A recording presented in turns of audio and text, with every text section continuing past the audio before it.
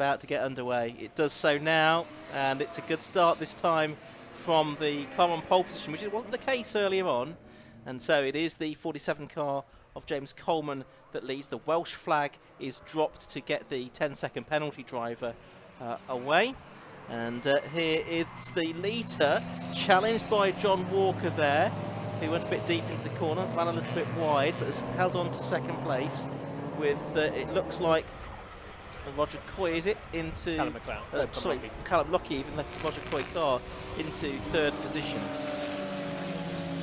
Yes, so he hasn't got the power in the straight line in the Class 3 car. It's busy here though, isn't it? In the mid-pack, 3 abreast there through School, through the kink, flat out.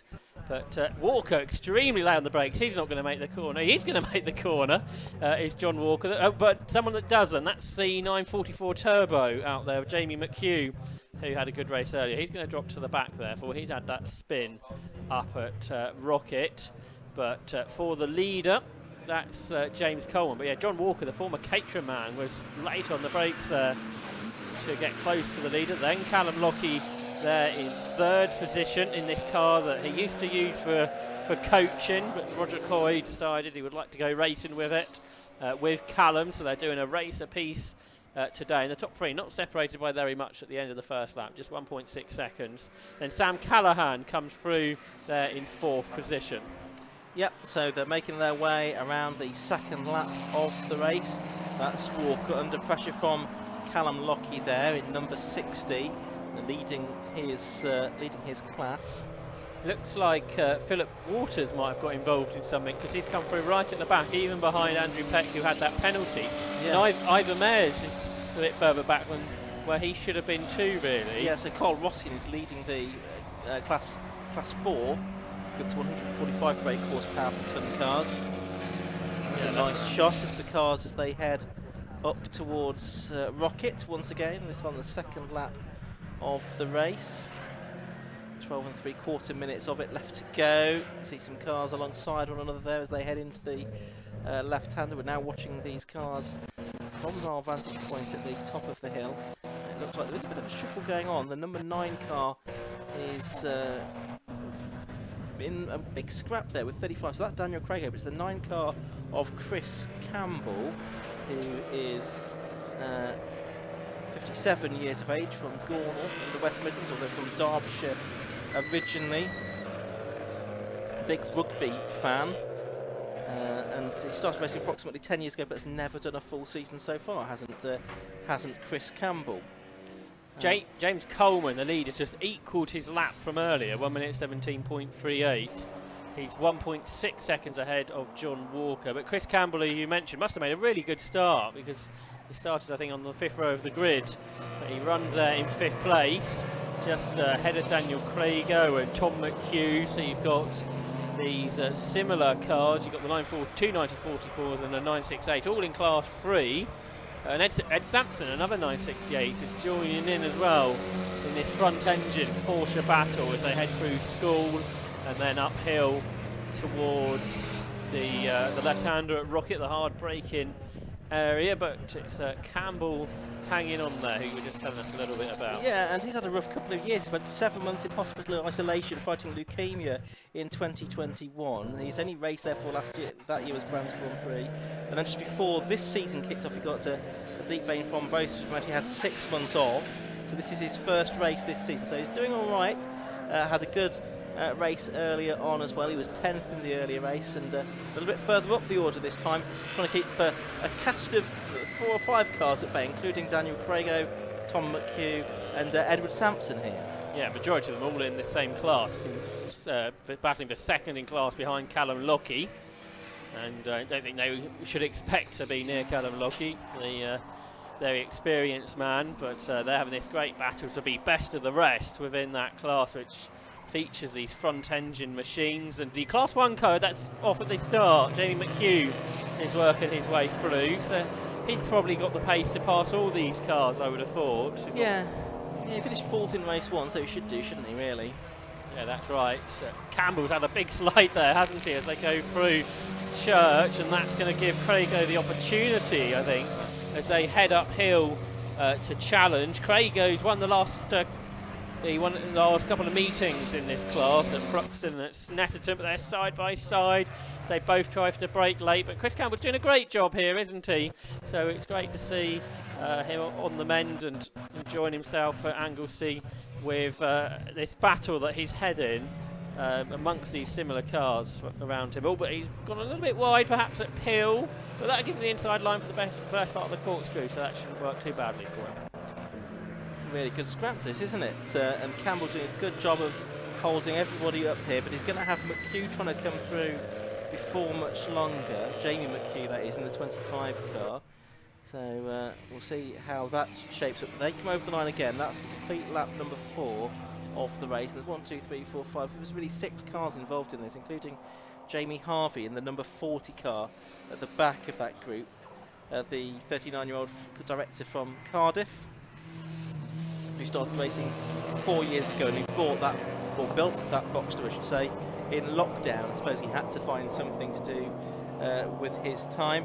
3.2 litre car prepared by Student Motorsport and Rocket Dog Racing. Not sure what happened to McHugh there, because he got past Daniel Craig around the outside of the banking, but by the time they got to Church, he'd slotted him back behind him again. Oh, there's a car on the grass. It had a big moment in the background. I think they saved it, which is quite remarkable. I think that might have been Sampson in the other white car. Yeah, he did save it. That was well held, because that went well in excess of 100 miles per hour. He just dipped a tyre onto the grass and got very, very sideways briefly, but he caught it, so that was a job well done. It was. Certainly looks a little bit worrying for a split second there. Now, is Campbell going to lose the place here? His second place in class to Daniel Crago. The two of them are side by side as they come into the corkscrew. That time it's a very smoky looking number 9 car, isn't it? Crago's going to be down the inside here. It almost comes to a dead stop there. So they're still side by side as they come through the final element of the corner. They're going to be side by side over the timing line as well. It's just going to be the 9 car with its nose in front, and importantly the inside line for turn 1 as well.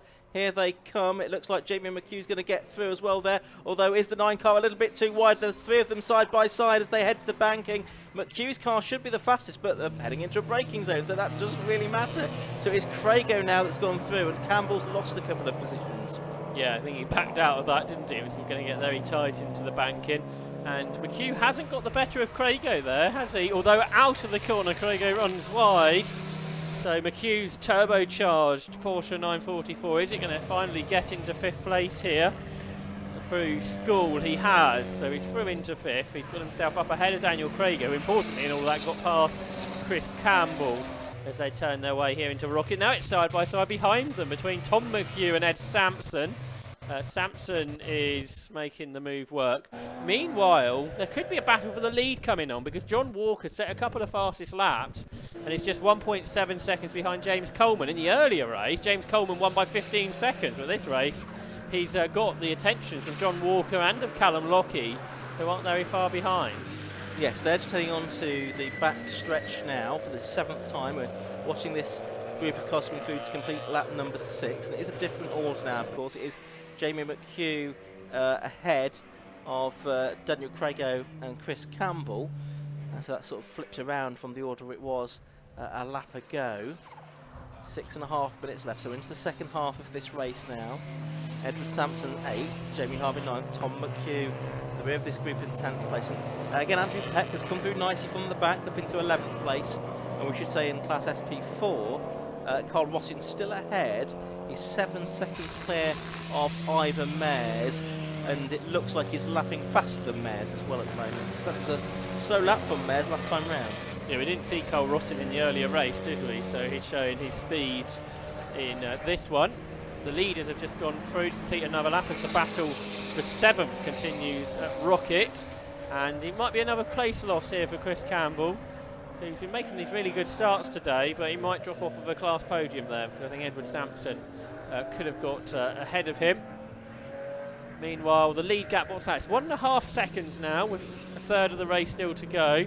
Callum Lockie's not able to live with the pace of the Boxsters at the moment, so they're just pulling a little bit clear. But here's that battle still going on as they come down into the corkscrew, still headed, or now headed by Edward Sampson, so he did get ahead. They're all being caught by Andrew Peck, aren't they? The driver who started with that delay at the back. So how many of these can he pick off before the end of the race? In the earlier one he got 9th, he's currently 11th.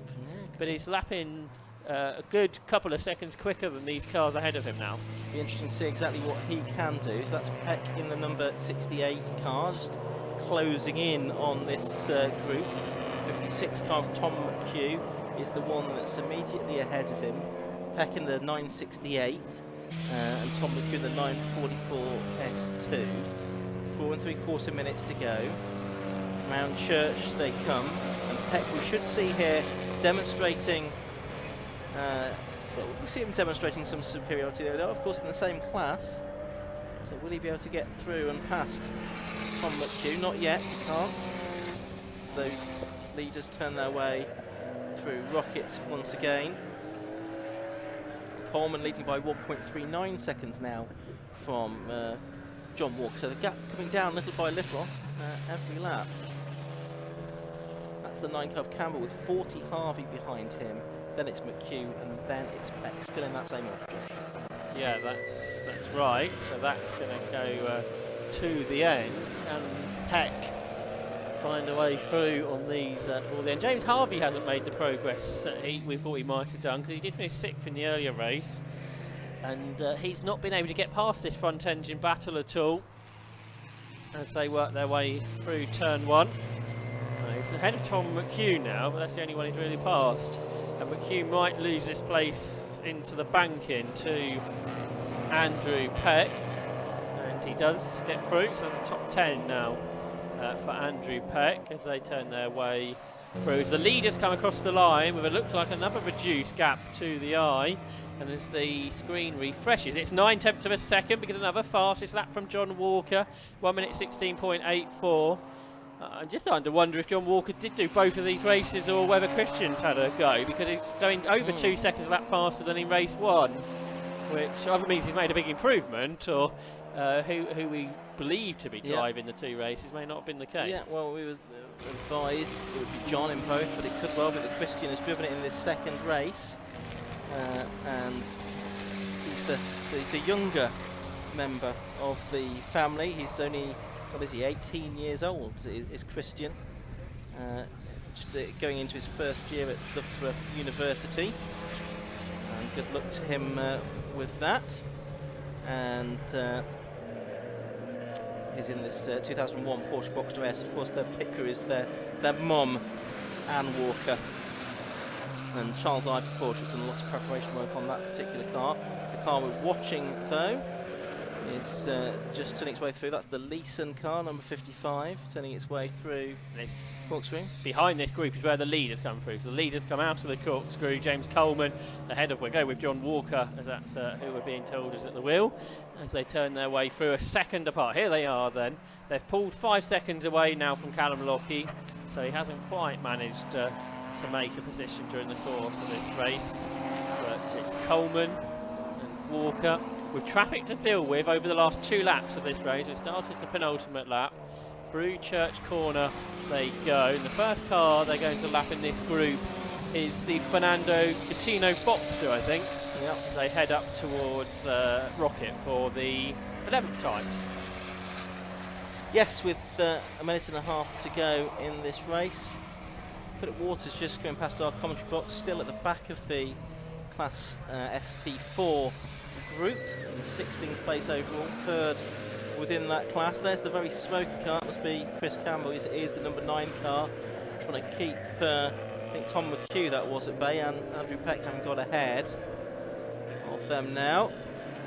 There's the 55 car going through, then it's the race leaders, isn't it, making their way through, so they'll get the last lap board this time. James Coleman ahead. Won the early race by nearly 15 seconds. It was a second ahead at the start of the lap. Side by side because of a mistake made by Coleman. No, that was the back marker. That Sorry. was the back marker that they were lapping, with still Walker there in 2nd place, and the gap between them 1.49 seconds. So it has gone out a little bit on that time. They are going on though to their final lap of the race. Yeah, I got caught out that time by the light levels as they come up across the line. But yeah, so for Coleman, he's actually got a bit of a bigger gap, in fact, hasn't he, over the chasing car. So it looks a little bit more certain for James Coleman, but John Walker isn't giving up just yet, I don't think. There's no more lap traffic for them to deal with. It's all setting us up nicely for the longer race tomorrow, because we've got some cars that are quicker, got a quicker driver than the other. We've got some drivers that haven't actually raced today, so that will be interesting. I know particularly Jonathan Leeson's co-driver qualified well this morning, so interest to look forward to in the longer race tomorrow. Yep, so we're just waiting for the leaders to come back towards us, and the gap has come down, hasn't it? On this final lap, Walker, whichever one it is, John or Christian, mounting an attack on James Coleman there as they come through, but the checker flag is going to go out. It's going to be a second win in the day for James Coleman, much more hard fought that time over a Walker in second place. John or Christian, whichever one it was, at the wheel of the car in the end, and Callum Lockie in third place, only about 5 seconds or 7 seconds in the end behind the race winner in the first of the front engine cars. Sam Callahan, it should be. We've not seen much of Sam, have we, during the course of this race? They're in fourth position. No, he had a lonely race where he was quite close to John Walker in the earlier race. He was. He's lapped quicker than he did in the earlier race. It's just the pace at the front got quite a lot faster. Yeah, so Sam Callahan comes across the line in fourth. I noticed in that Andrew Peck had caught Edward Sampson, which would be for third in Class 3. So we wait for them to come through as James Coleman works his way around his slowing down lap. Yeah, so here comes McHugh out of the corkscrew. So he's pulled away now in fifth. Craigo is sixth, which is second in Class 3.